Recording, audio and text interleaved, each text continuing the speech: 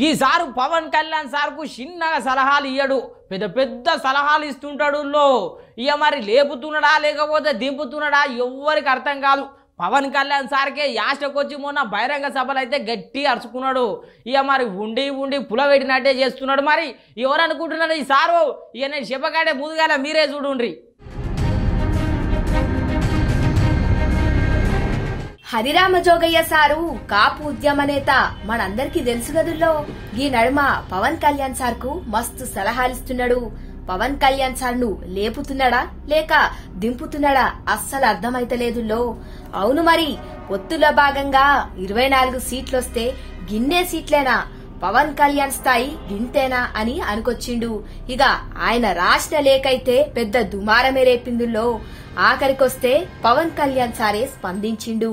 అలాగే నాకు గాని జనసేన పార్టీకి గాని సలహాలు సూచనలు అవసరం లేదు. సలహాలు సూచనలు ఇచ్చేవాళ్ళు అక్కర్లేదు. యుద్ధం చేసేవాళ్ళు కావాలి. కొత్త రక్తంతో, కుత్తలాడే రక్తంతో, గుండెలు చరించుకునే యువ రక్తం కావాలి. దాష్టికాన్ని నిలబడే యువకులు కావాలి. కత్తులు పట్టుకునే వీర మహిళలు కావాలి. అంతేగాని నాకు సలహాలు ఇచ్చేవాళ్ళు, మీకు తెలుసా జగన్ ఎలాంటి వాడు? సొంత బాబాయినే మర్డర్ చేయించిన వాడు, సొంత చెల్లినే గోడకేసి కొట్టిన వాడు.